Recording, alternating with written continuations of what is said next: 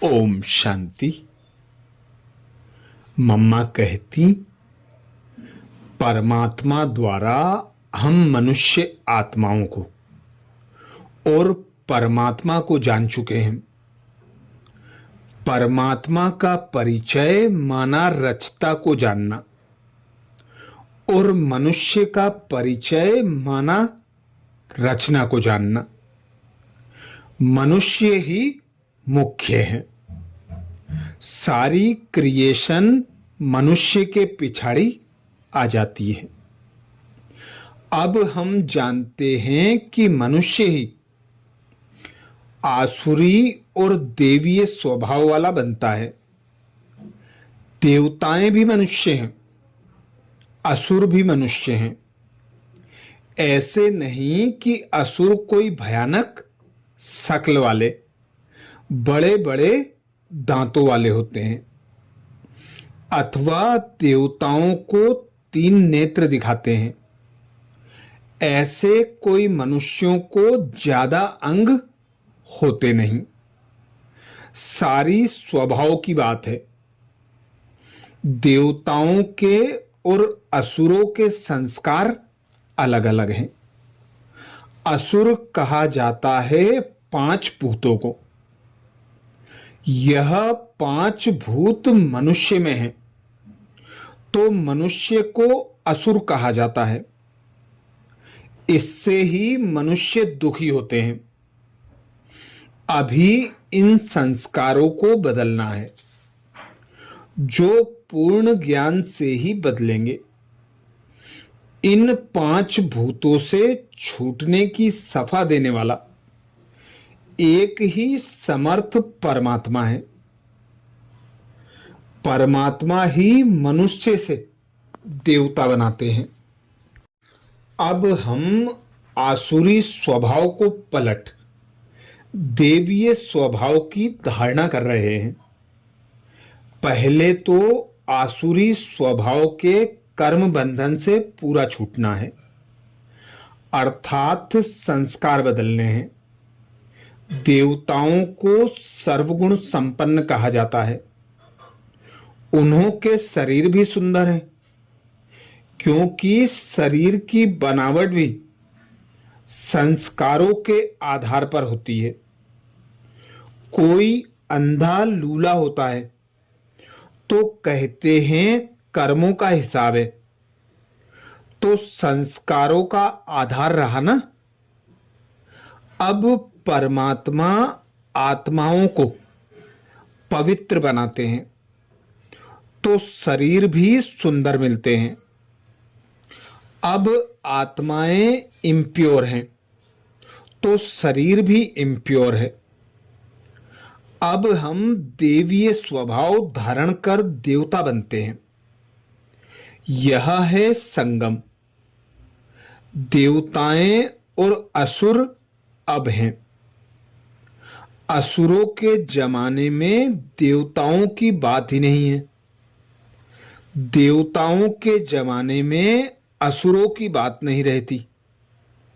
यह है संगम, जहां हम एक तरफ आसुरी स्वभाव को छोड़ दूसरे तरफ शुद्ध संस्कार धारण करने के प्रयत्न में हैं। संस्कार बदलना तो एक परमात्मा समर्थ का ही काम है। संस्कार भी बहुत जन्मों के कड़े हैं। बहुत जन्मों के संस्कार जो फोर्स से चलते आ रहे हैं। अब उस फोर्स को मिटाना परमात्मा का ही काम है। बहुत कहते हैं कि पुरुषार्थ भी करते हैं, परंतु संस्कार ऐसे कड़े हैं जो मिटते ही नहीं हैं। यह सारा संस्कारों के ऊपर अनेक जन्मों का बोझ है। उनको अब मिटाना है। जितना हम बाबा को याद करेंगे, उतना विकर्मों का बोझ कम होगा। अब ही सर्वगुण संपन्न, 16 कला संपूर्ण संपूर्ण निर्विकारी मर्यादा पुरुषोत्तम बनना है। कई पूछते हैं 16 कला कौन सी हैं? इसका मतलब है पूर्ण कलाएं। मनुष्य के लिए और ज्यादा स्टेज ही नहीं है। जैसे कहा जाता है 100%, यही संपूर्णता है। उनके ऊपर कोई कलाएं नहीं है, बाकी कोई 16 गुण आदि नहीं है।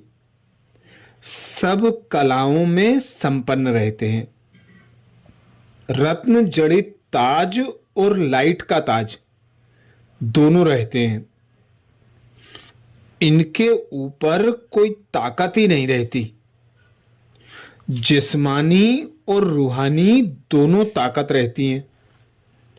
तो हमारा पुरुषार्थ यह है, सब पावर्स परमात्मा द्वारा अपने हाथों में लेते हैं। अभी हम 16 कला संपन्न संपूर्ण निर्विकारी बन रहे हैं। सन्यासियों को संपूर्ण निर्विकारी नहीं कहेंगे, क्योंकि जन्म फिर भी विकारियों से लेते हैं, तो संपूर्ण निर्विकारी नहीं ठहरे।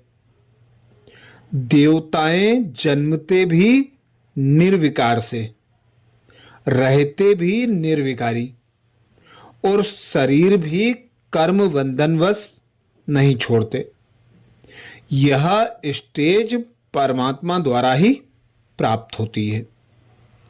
वहां दुख का नाम निशान नहीं रहता। मनुष्य समझते हैं देवताएं भी लड़ते थे, परंतु हम जानते हैं कि देवताओं में लड़ने का स्वभाव ही नहीं है। उन्हों को सर्वगुण संपन्न कहा जाता है। उस समय का इतना प्रभाव है। अब फिर चक्र को फिरना है। सब कलाओं में मनुष्य संपूर्ण अब हो सकता है। परमात्मा इस समय आकर संपूर्ण आनंद, संपूर्ण सुख देते हैं। तब ही सुखदाता, आनंददाता कहा जाता है।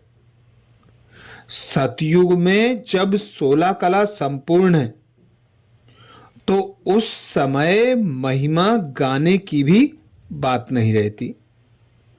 जब वह नीचे आते हैं, तब महिमा गाई जाती है कि ऐसे 16 कला संपूर्ण भी होकर गए हैं। उस समय गाय कौन? दुनिया ही उस अवस्था में है। इसीलिए मम्मा कहती हैं, संस्कारों के आधार पर ही शरीर की बनावट होती है। अभी स्वयं भगवान पवित्रता का सागर हमें पवित्र बनाते हैं। 16 कला संपूर्ण, सर्वगुण संपन्न, मर्यादा पुरुषोत्तम, अहिंसक बनाकर देवी देवता बनाते हैं। वहां सब पावन होते हैं, तो शरीर भी पावन मिलता है। सुंदरता भी नेचुरल रहती है। इसीलिए अभी परमात्मा आए हैं, हमारे कड़े संस्कारों को मिटाकर शुद्ध संस्कार धारण कराते हैं। यही शुद्ध संस्कार, पवित्र संस्कार, पवित्र देह की प्राप्ति का आधार बनता है।